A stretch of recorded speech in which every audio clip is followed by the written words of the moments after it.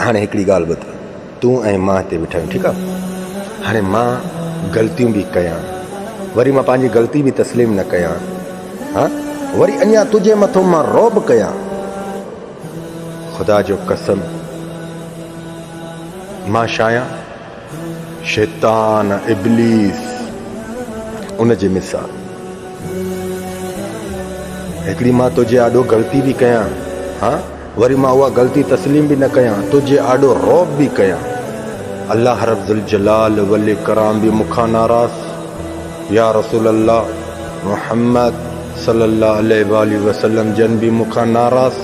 ख़ुदा जो कसम अल्लाह रब्बुल जलाल वल कराम मूंखां सुकून त खसे छॾींदो, पर उन सुकूननि सां गॾु या रसूल अल्लाह यौमल क़यामत, यौम क़यामत जे ॾींहुं मूंखे ॾिसण बि पसंदि न कंदो।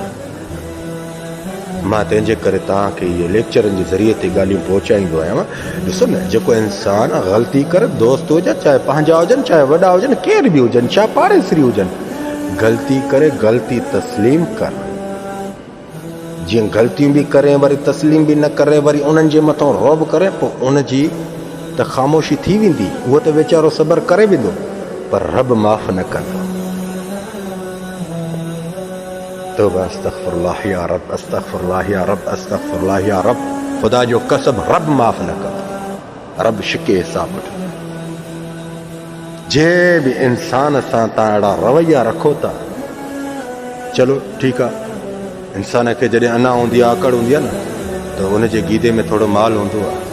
वरी जॾहिं इहो माल ख़तम थी वेंदे, मोथाजी जा हथ फैलाईंदे न, उन वक़्त में अल्लाह रब्बुल जलाल वल कराम ॾे त रुजू ज़रूरु कंदे, ज़रूरु रुजू कंदे।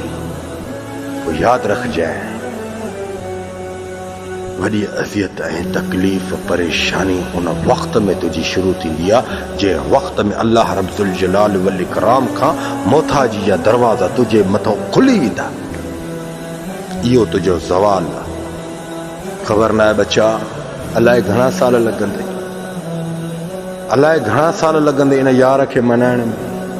तव्हां अॻिलनि खे त तकलीफ़ूं लहजनि में ॾेई वेंदव, हाँ शैतान इब्लीस खे राज़ी करे अॻिलनि खे त लहजनि जे ज़रिए तकलीफ़ूं ॾेई वेंदव, अॻिलनि जा सुकून तबाह करे वेंदव। पर यादि रखजांइ मुनाफ़िक़, जॾहिं अॻिले खे तूं सुकून में बर्बादु करे छॾियो आहे, रब जो कसम उनखे अल्लाह सुकून ॾेई छॾींदो आहे, पर उहो वक़्तु ईंदो आहे जो तुंहिंजो सुकून आख़िर दम क़यामत ताईं तबाह ऐं बर्बादु हूंदो अथई। न कयो अल्लाह जे ख़लक़ल इंसान ज़ात सां अहिड़ा ज़ुल्म जो सुभाणे तव्हांखे पंहिंजी ज़िंदगी ते रोइणु पियो आहे। अहिड़ा क़दम न खणो, न खणो अहिड़ा क़दम जा चंद रुपयनि जे करे पंहिंजा ईमान ॿोड़े वेठा आहियो।